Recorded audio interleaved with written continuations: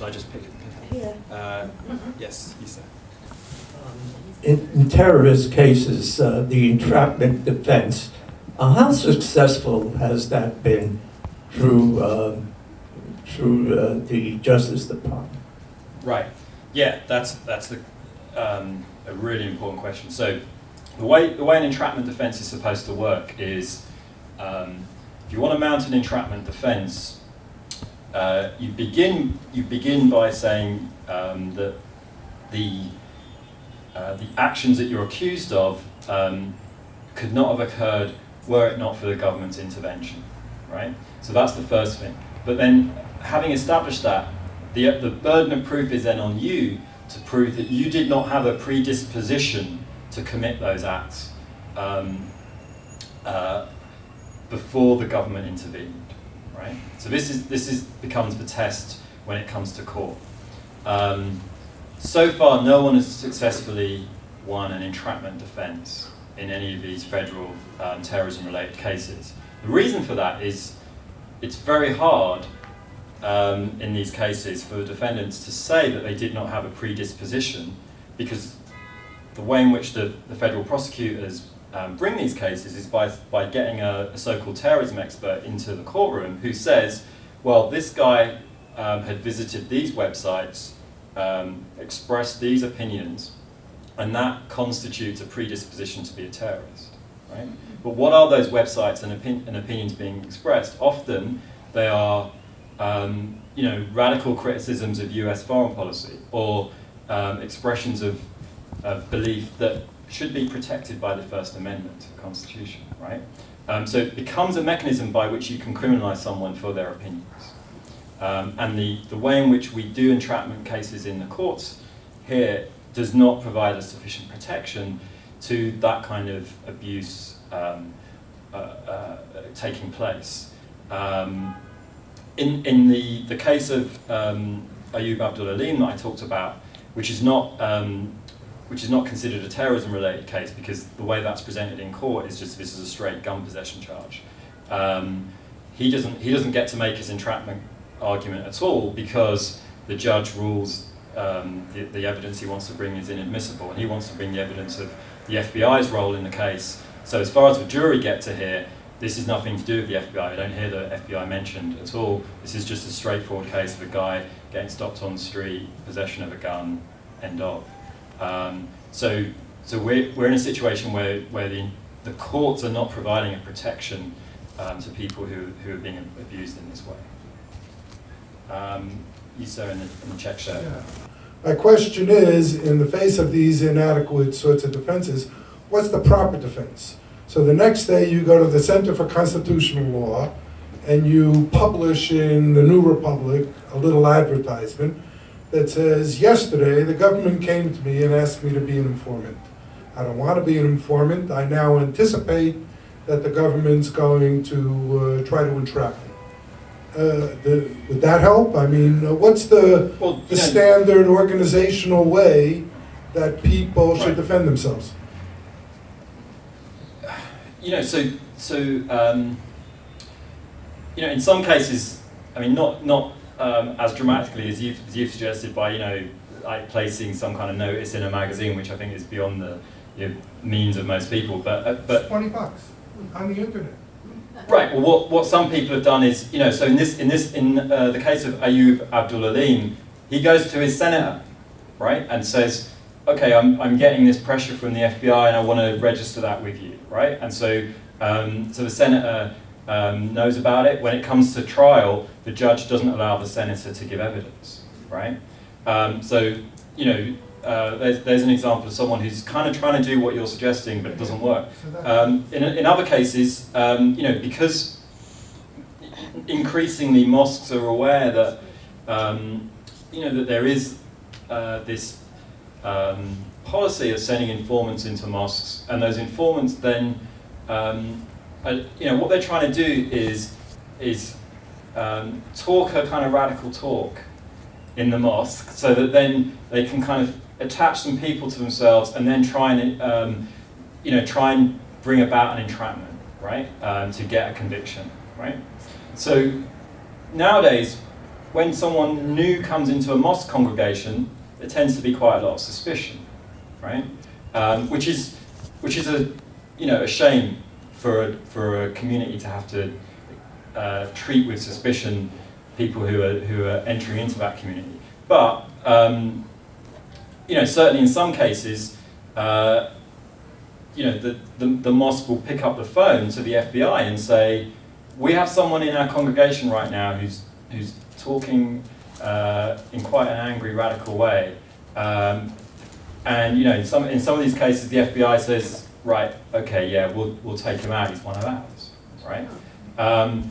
So that's another strategy that sometimes people have used to deal with this issue. I think you have to remember the fear level here as well, right? So you have people who, if you're not a US citizen, for example, right, which would be a significant number of people in the community, who are here legally but are not US citizens, you're very vulnerable to being removed if you find yourself on the wrong end of the federal government, right?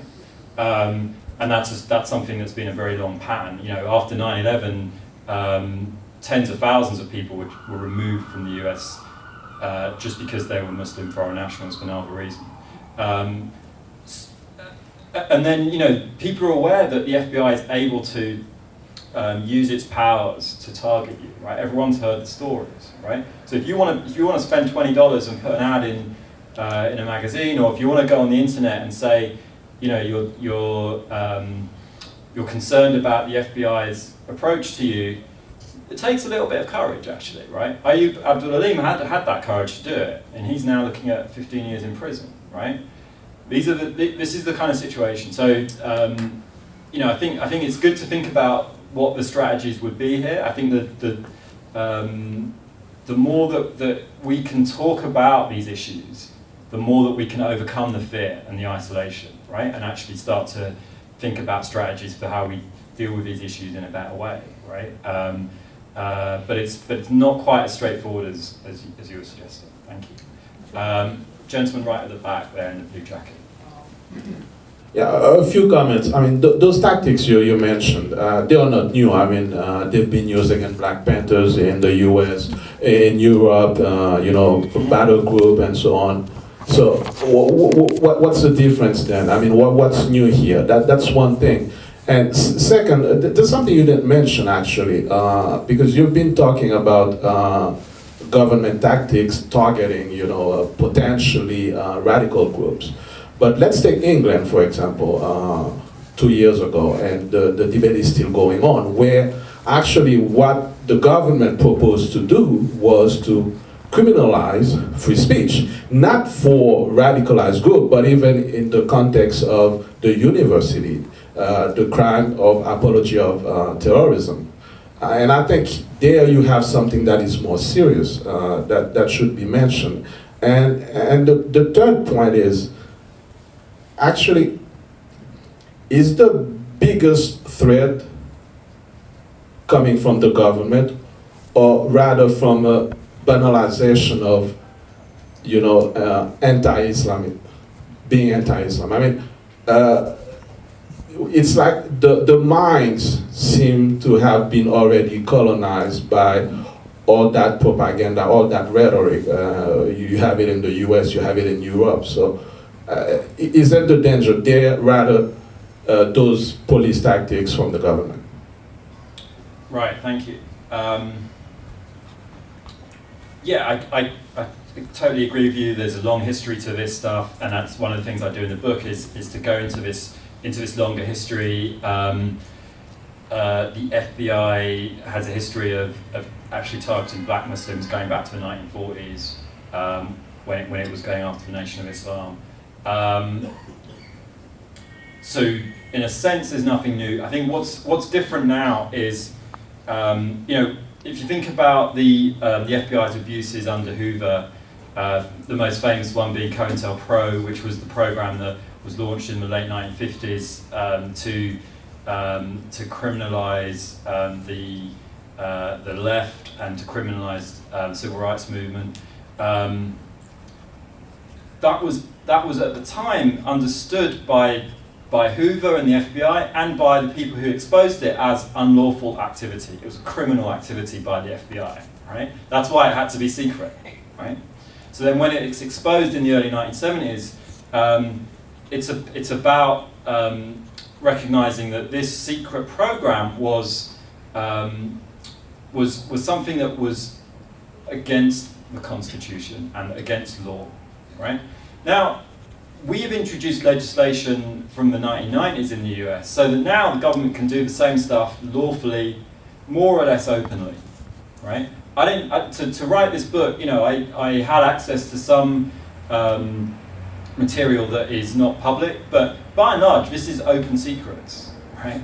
It doesn't have to be secret anymore because there's the material support legislation that was introduced in the late 90s, which effectively makes it possible for someone to be convicted of terrorism, not for anything they're doing, but for expressing certain opinions, right? There's a case, Supreme Court ruling from a few years ago that enshrines that notion, right? It enshrines the notion that if you publish an article that says something positive about a terrorist organisation, you're effectively providing resources, material support to that organisation, right? 20 years ago, we'd have understood that activity as First Amendment protected, right? So I think that's the key difference in terms of the history. Your point about the way in which the thinking underpins this is important, right? I think that's right. My argument isn't that this all just comes from some kind of government conspiracy to do this. This is about a whole way in which we think about these issues in society, right? We're not going to bring about change by changing one or two government policies here or changing how we do counter-terrorism policy coming out of Washington. What we need is a more fundamental change in how we think about the question of violence in society and how we think about Muslims. Are we able to recognise Muslims as fellow citizens who, when they express opinions that we disagree with, are not seen as extremists, but seen as just someone else expressing a different opinion from us, right? I think that's the key test. And your point about pieces of legislation in Europe that target not radicals, but people who wouldn't be seen. I mean, part of my argument is that what we consider to be radicalisation is somewhat nebulous and vague, and actually I'm not comfortable with the language here, but there's a long, I can show you a long list of cases of people look at excuse me, if we look at the way in which we use the word extremism in the United States in relation to Muslims, we're not talking about, we don't use that term just for people who advocate violence, for example, which might be one way of using the term. We use it in a much wider way to talk about people's choice of clothing, for example, right? Whether men or women, right? So I think your point is right, and certainly in Europe, this has gone a little bit further on this particular issue of criminalising free expression, where you have, in Britain, you have the so-called glorification of terrorism legislation, right? Which criminalises a very wide range of free expression. In France, you have the similar legislation, the so-called apology for terrorism and so forth, right? So, yeah, absolutely. Thank you. I'm trying to remember some kind of order. Yes. How about you in the? Hi, just a quick question. Going back to the beheadings, the recent beheadings. You did say that you would compare the United Kingdom and the US in regard to these kind of practices, so I was just looking at that. And also, other than interviewing people that work for the FBI, etc., have you in any way been involved with FBI type work in your career? When you're talking about a comparison between Britain and the UK, you mean in relation, I didn't understand the connection to the beheadings. Yeah, the connection to the beheadings implies that the British are somehow more involved. Oh, I see. Yeah. The idea that there seems to be more people coming from Britain involved in that kind of activity in Syria. Right. Okay. So we've had this story probably for about a decade now that there's a bigger problem in the UK compared to the US with so-called Muslim radicalisation, right? And this is one of the things that I've tried to sort of investigate by actually looking at the data on this. It's very hard to actually reach that conclusion based on the actual statistics. I'm not convinced that there is a greater problem in Britain compared to the US. I think it's probably about the same. It's true that a greater number of people from Britain have gone to Syria, right, in the last year or so compared to the US. Now, most of those people who've gone to Syria are not involved in ISIS, they're not involved in beheadings. They've gone because the largest number have gone because they're volunteering for humanitarian reasons in Syria, so they're helping bring supplies, they're providing medical and nursing kind of help and stuff like that. Then you have another group of people who've gone to be involved in the Syrian opposition to the Assad regime, and they have joined a range of groups. Some of them have joined the groups that the US government supports. Some of them have joined the groups that we're fighting, i.e. ISIS and al-Nusra, right? The main motivation for all of them to do so is their feeling of opposition to the Assad regime and the huge violence that regime has inflicted on the Syrian people, which I think we haven't really understood from the media coverage that we've had here of how serious that violence has been, right?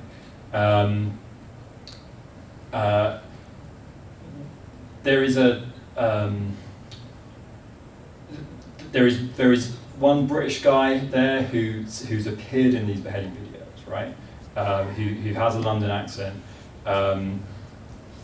He appears to be someone who is the son of a man who's currently being held in a prison in downtown New York. It's a place called the Metropolitan Correction Center on Park Street in the Federal neighborhood in downtown New York, where we hold people accused of terrorism, pre-trial in solitary confinement.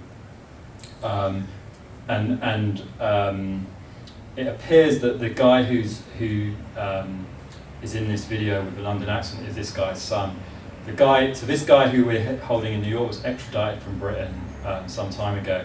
He's Egyptian, and he's mainly wanted by the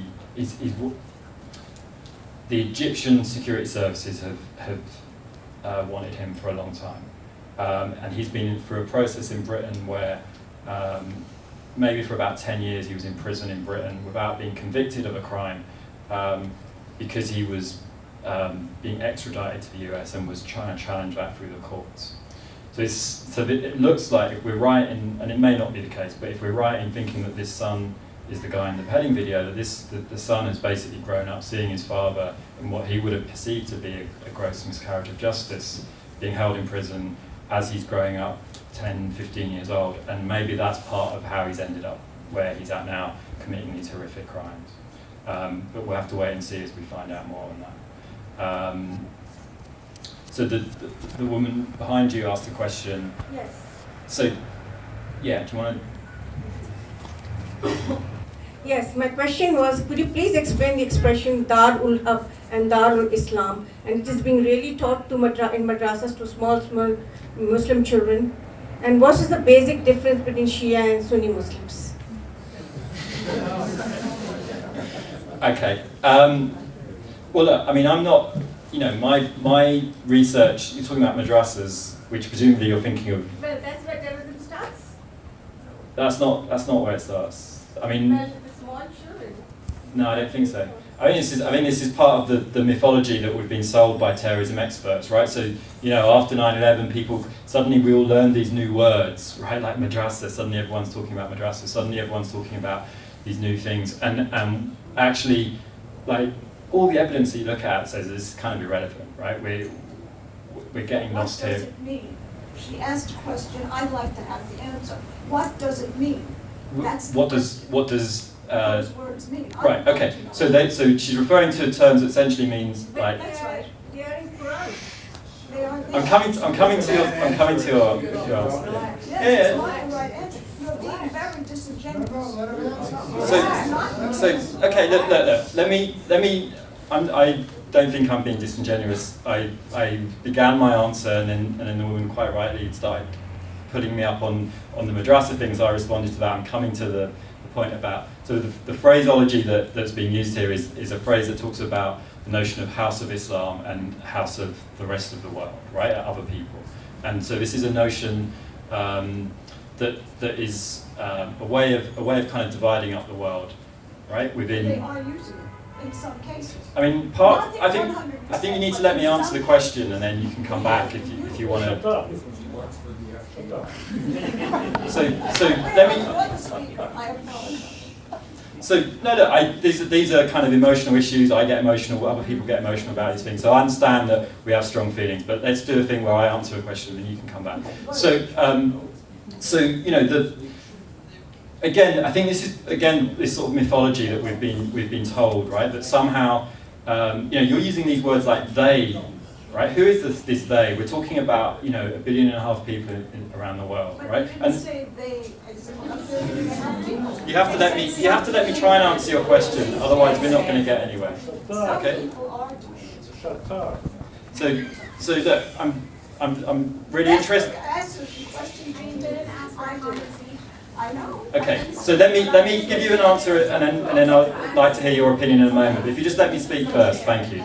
So, you know, we've been sold this mythology that we can talk about 1.5 billion people as if there's one ideology called Islam, right? That means that everyone follows in exactly the same way, and that it's this kind of monolith, right? And so then we get told these are the kind of list of beliefs that everyone in this monolith has, right? Or you get a slightly different version where you say there's moderates on the one hand and there's extremists. That's right. Thank you. And there's moderates on the one hand and extremists on the other, but we can talk about extremists here as all being a monolith and all following these set of principles and all doing the same thing. And so eventually we come to the same point. It's just we're maybe not talking about 1.5 billion people, but we say, oh well, 10% of Muslims, according to opinion polls, are all extremists. So we're talking about however many million people that is, right?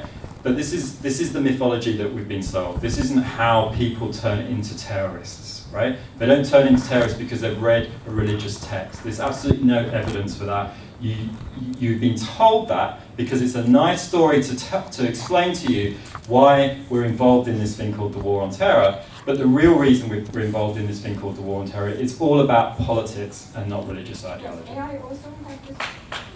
Please do. I would like to play the devil's advocate, as I obviously have been.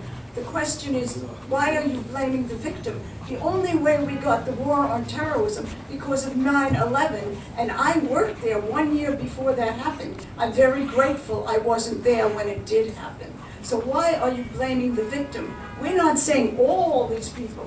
We're saying what happened to the moderate Muslims that are not trying to put their best foot forward and recognize they do have a certain amount of extremists. This happened during the Second World War when there were Japanese that were interned. They were not responsible for everything that happened at Pearl Harbor, but because they were so vilified, they had to protect them. This is what the government said, we are protecting them because Japanese farmers in California were being murdered by other so-called patriots. We don't want to see civil war in the street the way ISIS is doing it between our group, your group, this group. All we want is why are we, the victims, not allowed to have an FBI to protect me, her, him? Why are you right and I'm wrong? Okay.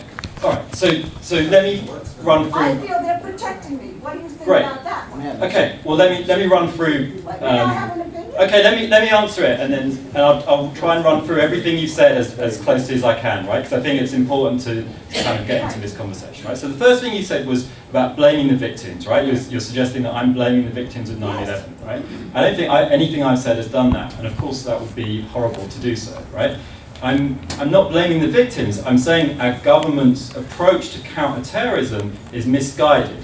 And I'll explain a bit more about that in a moment. But firstly, right, if we're going to talk about, if we're going to talk about sort of this notion of blaming the victims, right, and kind of implying there's some kind of notion that, which implies a kind of sympathy for the perpetrators of 9/11, which is actually what you're implying to me as well, right? Which is actually, obviously something that I would find quite offensive. But I think if we're going to be consistent in our morality here, if we're going to condemn 9/11, which of course I would do, we also need to condemn the actions of our own government when it kills civilians, right? That's just about a moral consistency. If we want to talk morality, that's moral consistency. And what I'm trying to do, and what I'm, now, I let you speak, so please let me answer your questions, right? So if we're going to be morally consistent, right, which is what I think we should do, then we also have to say, when our own government carries out violence, right, which could be overseas or it could be domestically, we have to condemn that as passionately as we condemn the violence of 9/11, right? That's what I'm trying to do, right? And that's the only way, really, that we can condemn 9/11 without hypocrisy, right? That's Martin Luther King's point, right? So then you know what? You have forgotten your second and third points. I'm really reluctant to ask you to remind me. Does someone else want to just tell me a couple of other things that she said so that I can pick up on it? The United States, when it decided to attack, whatever it attacked, declared war on what? Right, so the Japanese internment camps. Oh my God! Right, so what you said was that the Japanese in World War II had to be put in camps to protect them. That's right. Right, and so presumably you'd advocate that now as well. Oh, okay, right. Well, look. Actually, as everyone kind of now recognises, right, putting Japanese Americans in camps during World War II was one of the worst human rights abuses that the US government has done in the last century. We didn't say it wasn't. We just said we don't want to see war in the streets. Well, I'd like my government to operate in a way where it respects human rights. Okay, so okay, we're done now. Yes, you're in the thing. I'm actually a former prosecutor and a criminal defense attorney, work in the federal system, so I'm familiar with this. I think you'd actually have a much better argument if you say that the vast majority of Muslims are not radicalized, they don't follow these teachings, but when you say that Islamic teachings never have anything to do with this, quite frankly, it's not believable. I mean, the New York Times had an interview with the head of the Pakistani madrasa system. He said that the most important things for his madrasa students to realize is that the destruction of the West, Israel, and India are the most important things in Islam. Now, you could say that he's misinterpreting Islam, but I'm sure he believes, as the head of the madrasa system, that that is Islam for him. The Caliph of Baghdad has a PhD in Islamic theology. When he is exterminating Yazidis and Christians, raping the women, selling them into slavery, he is not doing that because he is reacting to the actions of the United States. So I would ask, it's just not credible to say that Islam never has anything to do with it. Yes, the West has done wrong things, but it's not credible, in my opinion, and I'd like to know how you respond to that. Sure. So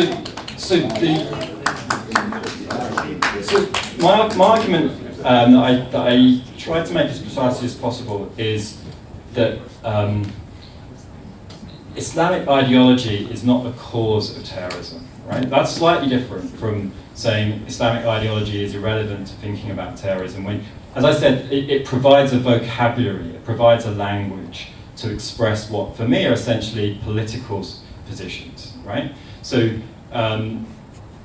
you're kind of objecting to something I'm not exactly saying, right? But I kind of take your broader point. I think it's a mistaken approach to this issue to say Here's moderate Islam and here's extremist Islam, right?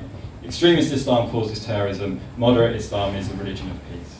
That for me is not an effective formula for really understanding what's going on here, because it still leaves you with this flawed assumption that that ideology causes political violence and terrorism. Ideology does not cause political violence and terrorism. Ideology comes afterwards to legitimize the violence and to sell it and to talk about it and propagandize it. But no one becomes a terrorist because they've read an Islamic extremist text, right? That's never happened. The closest case you can find to that happening, right? If you look for all the data, and I'm mainly focused on Muslims in Europe and the United States, where I think this argument has been made more in relation to these contexts rather than, say, Pakistan, where people tend to talk more about things like poverty and so forth. But in the context of Europe and the United States, the argument that's been made is that ideology is the driver, right? Someone watches videos of Anwar al-Awlaki, gets convinced by this propaganda and becomes a terrorist, right? That's never happened. The closest that has happened with is a case of a woman in London called Roshnara Chowdhury, who a few years ago stabs a member of parliament, right? After having sat down in a very obsessive way with Anwar al-Awlaki videos for a long period of time, right? That case is the closest you get to the kind of argument you're making. But 99% of all the other cases, it's not to do with someone being turned into a terrorist through ideology. It's to do with their mental health problems. It's to do with like looking for a sense of adventure if they're going traveling somewhere else, or it's to do with political injustices, right? And that's what the data tells you, I think, if you objectively look at the data. And unfortunately, we have a situation where it's very hard to be objective about these things right now, because the place where you go for objective knowledge about this stuff should be universities, right? That's what universities are meant to do in our society, is be a place where you have independent scholarly work on these issues, right?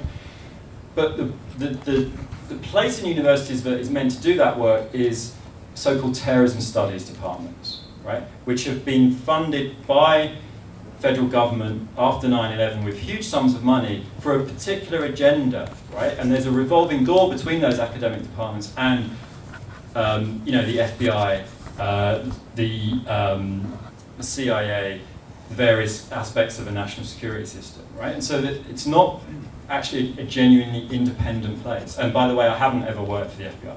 I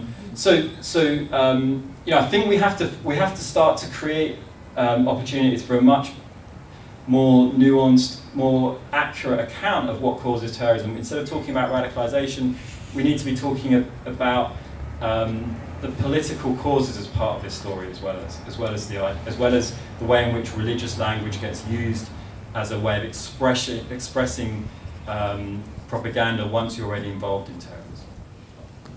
Thank you. Thank you for everything.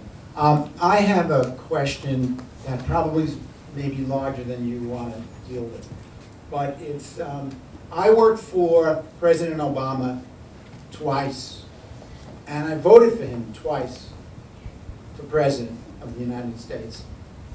And what has been his role in your theories about what's going on and the facts that you've revealed?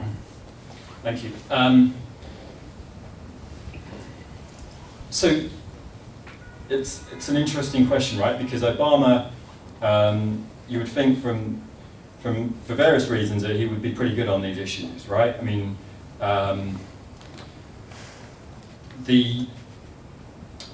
soon after he's in office, you remember the so-called underwear bomber, right? Who attempts to blow up a plane over Detroit.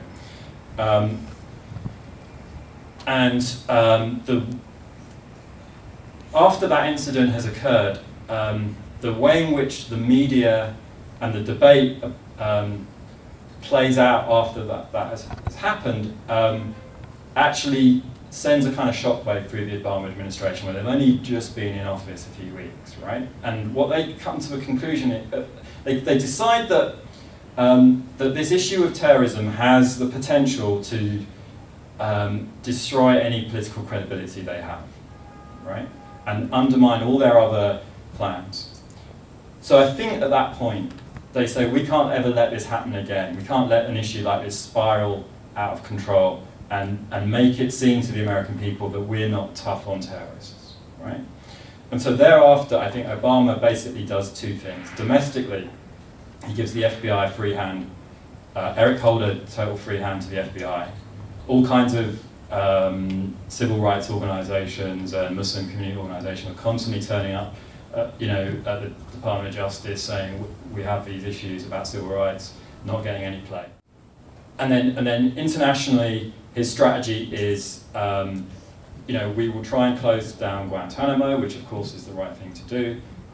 We're going to end torture, although in fact we still outsource people to be tortured by other people. But we're not going to do it directly ourselves anymore. So we're not going to do extraordinary rendition. We'll try and bring those kinds of processes where you move people around the world to be tortured. We'll try and bring those within the judicial system, so we do it with some kind of legal veneer. And then drone strikes is the kind of, the belief is that drone strikes is the kind of killer app, right, for counterterrorism, because you no longer, if you can use drone strikes, the idea is we don't need to go and do something like the Iraq War again. The idea is we don't need to do interrogations. We've got the intelligence already because we've done so many interrogations. Now we can just use extrajudicial killing rather than extraordinary rendition, right? So, so the assumption is that drone strikes are the solution, right? And in a way, Obama's whole kind of war on terror strategy centers around these weekly meetings that he does every Tuesday, where he has a graph of upcoming potential targets to be drone striked, and he sits there and decides with his national security advisors who's going to be killed. Now, of course, as Jeremy Scahill writes about very well in his book Dirty Wars, the list of targets keeps growing and growing and growing because drone strikes doesn't really deal with the root causes of the violence and the conflicts that we're in. It just manufactures more people that are involved in violence in Yemen or Somalia or Pakistan or Afghanistan, right? And so it seemed to be a quick fix solution, turned out to make the problem worse, which of course is a recurring pattern in the war on terror, because we keep looking for these quick fix solutions, which usually involve us inflicting violence on other people. We don't want to deal with root causes. Is that Bin Laden? Right, and so does it look like we're making progress to you on the war on terror? Well, because it seems like we're right now in the middle of yet another round of really, hyped up fear about terrorism that could have, that resembles to me exactly the kind of hype that we were getting in 2003. So in the meantime, the day after Bin Laden, the evening that Bin Laden was killed, Peter Bergen, the CNN's terrorism expert guy, comes on within an hour after Bin Laden's been killed, like remember that Sunday night around about midnight, and he says, this is the end of the war on terror now, right? We've got Bin Laden,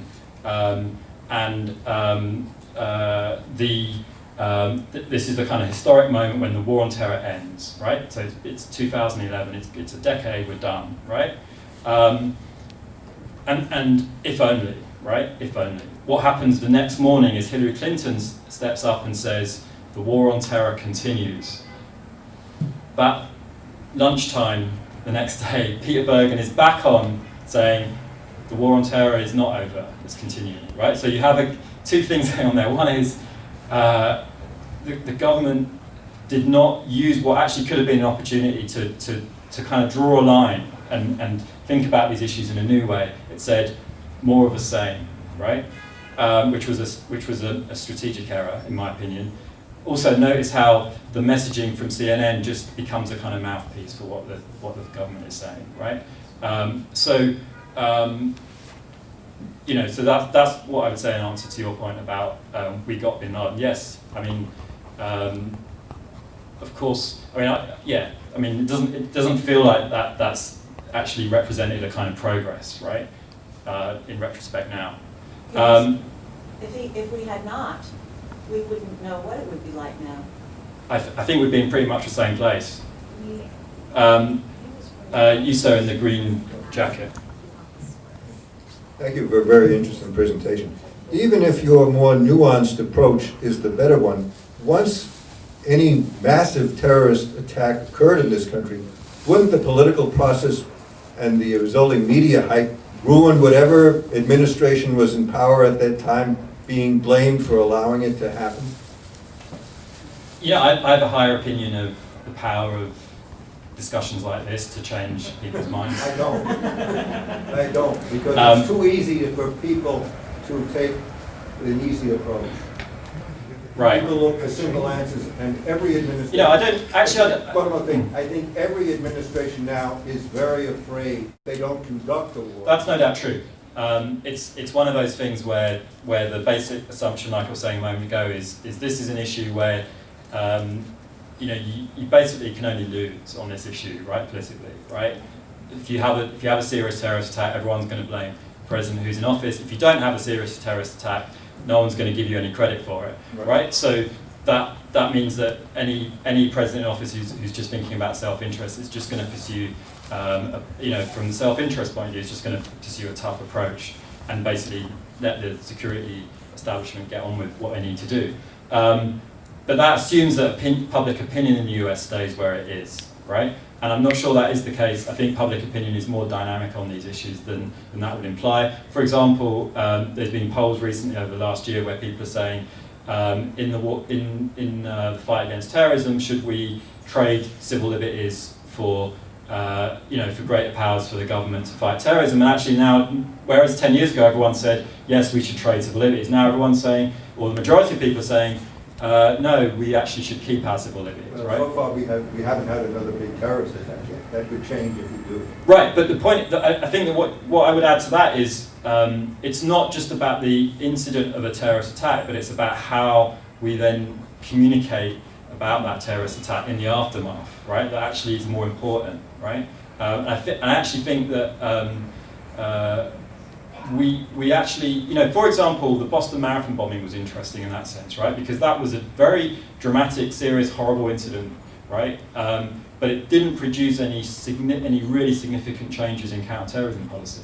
Because, the reason in my opinion was because we'd been told for a decade to expect something like that, if not worse. So when it happened, people weren't, they were outraged, but they weren't surprised or shocked, and so it didn't generate the same kind of dynamic as the post 9/11 moment, Just right? one comment. Very few people were really killed in that. If you had 1,000 or 2,000... But terrorism is about terror, not about just the number of people killed, right? So, yeah. you know, I mean, look at the beheadings videos, right? Where again, the level of people being killed is not the same as 9/11, but it's generated a whole level of fear in the United States, right? That's Fear or insult? Yes, you front. This is just my observation. I feel like we America is like in the period of Chinese, the China Mao time, because when Mao took over the power, he started everything. I really agree with you that you first commit something, do something wrong, they use the ideology to justify.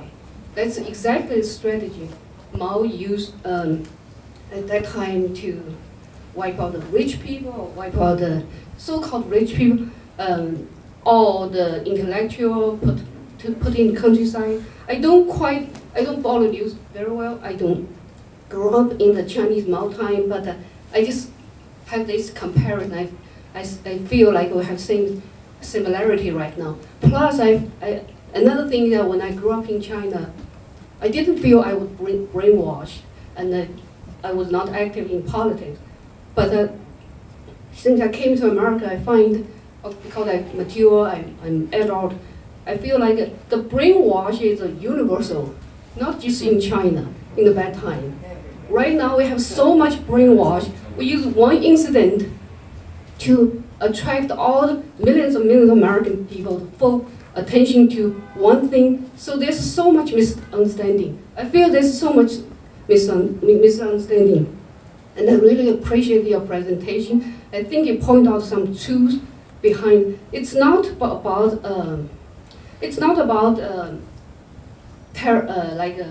terrorists. It's like Chinese Falun Gong. America, U.S. support that so much. They present themselves that we are the religion, we are not politics. Because it's totally politics. Because I'm Chinese, I know you have to understand this. If you don't understand the culture, you wouldn't understand. And I know Chinese culture so well. I know that Falun Gong is not a religion, it's politics. So I really appreciate your point. Thank you. And what I'd say is ideology works most effectively when you don't realise it's an ideology, right? So in a society like the Soviet Union or Maoist China, ideology is very obvious, right? It's the state propaganda. But in our society, the ideologies that we have are less obvious because it's not a totalitarian society. But in a way, that makes them all the more kind of pernicious and harder to deal with. So I think it's an interesting comparison. Thank you. Yes, Issa in the green cardigan. Thank you. I'm a Muslim, and my family has been Muslim since the time of the Prophet, peace be upon him. So I can say anything beside that. But I want to dispel the confusion between sort of stereotyping a person as a Muslim versus his religious experience versus his cultural experience. I am a Muslim, but I'm African. So my experience with Western foreign policy is quite different from a Muslim who is Palestinian, or a Muslim who is Afghan, or a Muslim who is Pakistani. Now we all pray in the same mosque, we listen to the same sermons, we read the same book. I studied Sharia, I understand that, and yes, I went to madrasa. And madrasa is just the Arabic word for school. So when I go to school here, I tell them I'm going to madrasa, if I'm speaking to my Arabic friend. When I speak to my English-speaking friend, I tell them I'm going to school. Even if it's an Islamic school, I don't tell them I'm going to a madrasa. I tell them I'm going to school, because that's the proper word for it. Now, but you have to understand, the Muslim community is the most diverse community in the world. So every single culture that you can conceive of is a part of it. But our religious beliefs are the same, but our cultural experience is quite different. So if I grow up being bombed every single day, my perspectives, my approach to, say, America or Britain or somebody else would be quite different if I grew up in a society where I just practice my religion and nobody has any business bombing me. That's a different experience. So if my friend from the mosque decides to do something stupid someday, he's not doing it because he's a Muslim, because I'm a Muslim too. And we study the same book. He does it because of his own cultural experience. And to combat terrorism, we have to go back to the political and cultural history of these people who are committing this act. And let's ask why are they doing this? Why is every other of the 1.5 billion Muslims not doing the same thing? Thank you. So, thank you. I guess I would say that the way you're talking about culture there has for me some problems. So you're trying to sort of say that it's not the religion that causes violence, but it's the culture. Sorry? The cultural experience. It's your cultural experience, which, well, I don't know. I mean, I think these I would personally want to be a bit more precise about it, right? So, yes, if you're talking about political context where you have bombings, like you mentioned, right? You obviously are going to have a very different experience than if you're living in a peaceful society. Well, that, of course, I totally agree with, and that's a big, in a way, probably the biggest part of the story here, right? But for me, I would describe that as a different political experience, not a cultural experience. And the reason I'd want to make that distinction, without being too kind of academic about it, is, there's a danger that we kind of, we in order to defend against prejudices against Islam, we create new prejudices against particular ethnic groups, right? We say, oh, Arabs, because of their cultural history, are more likely to be terrorists. Or we say Pakistanis, because of their ethnicity, are more likely to be terrorists. But West Africans, because they've got different ethnicity, they're not likely to be terrorists. Or some sort of argument like that. And personally, I'd be uncomfortable with kind of using culture to do what you're trying to object to religion being used in that way. But then potentially there's a danger of using culture in that way. But maybe you didn't mean that. Maybe what you're really talking about is different political experiences. And then of course that's absolutely right. The political experience is hugely different in all these different contexts, and that creates different scenarios for violence to emerge. Absolutely, yeah. How about you, sir, in the check shirt back there? Hey, thanks for speaking and putting up with us for so long. My pleasure. So, you've obviously been talking a lot about how a person's political context and their political experience can lead them to make a certain set of decisions. in the context of Osama bin Laden and Al-Qaeda, as far as my knowledge of the history goes, the kind of justification for the actions he had stemmed originally from the US military presence in Saudi Arabia, right? And I guess you can keep going back and forth with the US military reacted this way to this thing because another government or another group did this thing, and you can get back to the 60s and you get back to Saeed Qutb and all these people and you go back and forth. So how do you kind of make the distinctions that you're making but stop the discussion from devolving into a kind of like, he said this, she said this, or this came first, or this came first? Because I think some of the comments that were happening earlier in this discussion were like, the FBI does this thing because Muslims or Arabs or whoever have done this thing, but then the counter-argument might go, well, young Arabs are acting this way because the US government does this thing, and I just feel like it can go on and on forever. Right, and that's the cycle we're in, right? That's my whole point. That's the cycle we're in, where governments and non-state actors like Al-Qaeda are each saying, oh, we're justified in doing this to you because you did something to us earlier, right? That's precisely the cycle we need to break, right? And you know, I would hope that you know, a society like the United States is going to be much better at breaking that cycle than our enemies, right? I mean, we should be the reasonable ones who are able to come up with a clever strategy to break that cycle much more effectively, right? And for me, what that strategy looks like is about addressing not, you know, there's always going to be the bin Ladens who have an ideology that they use to legitimize their violence, right? They're gone, right? But what we can do is intervene to actually make the level of support for those people much reduced, right? And that's about changing the political context. Right now, for me, you know, like if we're thinking about a situation with ISIS, you know, we need to radically rethink our whole alliance with Saudi Arabia, right, and probably with Turkey as well, right? It's thinking along those lines that is going to be key to breaking these cycles. We have turned a blind eye to Saudi Arabia and the you know the kind of official and semi-official funding that it provides for armed groups in the Middle East for decades, because we have assumed that we need Saudi Arabia to be our friends so that they keep pumping cheap oil into the world economy and keep buying our weapons, right? Reality is we don't need to do that. We actually get most of our oil from Canada nowadays. So we can radically change our whole relationship with Saudi Arabia and hopefully, as a result, see that horribly undemocratic regime overthrown once we withdraw our support from it. That would be my first policy if I had any influence on this stuff. You know, right now the people who are most effective in fighting ISIS are the Kurds, the Kurdish armed groups coming out of Turkey and Syria. But we're never going to allow them to do very much because we have to hold on to Turkey as our ally, a NATO ally. Turkey do not want the Kurds to become more influential in the region and you know, move towards a separate Kurdish region, right? So in order to placate our Turkish allies, we're actually going to allow Turkey to actually right now what they're doing, which is actually inflicting violence on the Kurds, right, to stop them from their gains, right? So if we're serious about fighting ISIS, we should be you know, doing something very different in terms of our relationship with Turkey.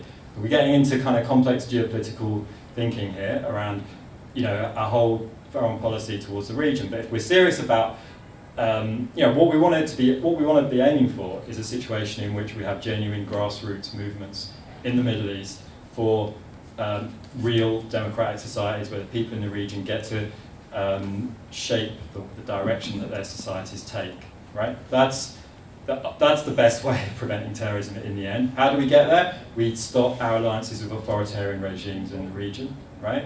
Which no one talks about doing. No one's serious about that, but that would be the way to do it, right? Why don't we do that? Because we're worried about what would happen to Saudi Arabia, we're worried about what would happen to Turkey.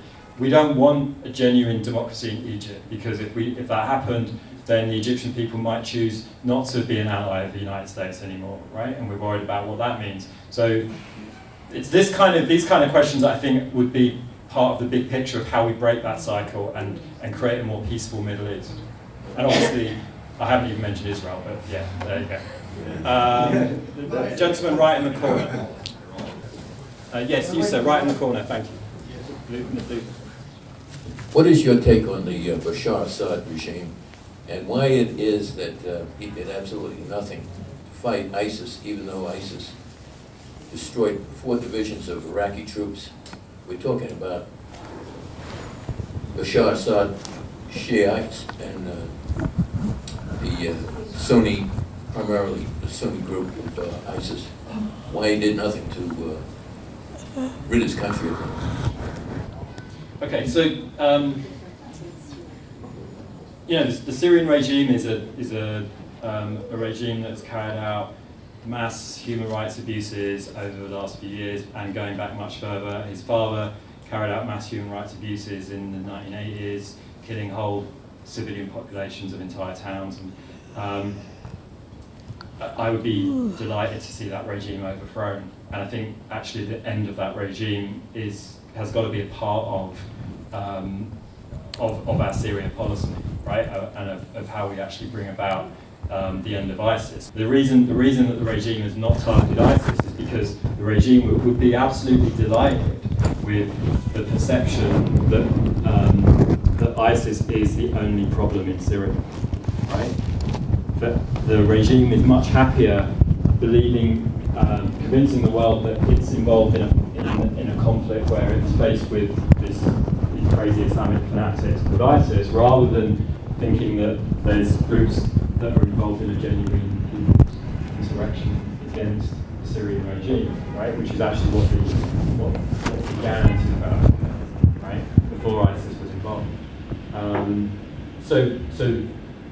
That's I mean, and that's why that's why the Assad regime has been buying oil from ISIS. That's why they had a strategy of not targeting ISIS in their military campaigns, but instead targeting other groups in the Syrian revolution, right? So, and to the extent that we now only focus on ISIS, we're playing into Assad's strategy. So we need to include, as part of our strategy, ways in which we can think about the end of the Assad regime as well, which doesn't mean some kind of crazy regime change strategy like Iraq in 2003, but it does mean thinking more carefully that we don't just end up with, in some ways the policy over the last 2 years until the last couple of months has been almost like an idea of like, let's have a balance of forces in Syria. On the one hand, the Assad regime is being sort of undermined, which we like. On the other hand, the opposition isn't quite strong. Yes, you sir, right in the back in the suit. Thank you so much for this wonderful presentation and the platform for other people to sit down and talk and listen to you. First of all, I'll just make a quick comment and then we'll go to the question. You said about converts, and actually I'm a Muslim and I accepted Islam about 8 years back, and I'm originally from India. My parents are still Hindu,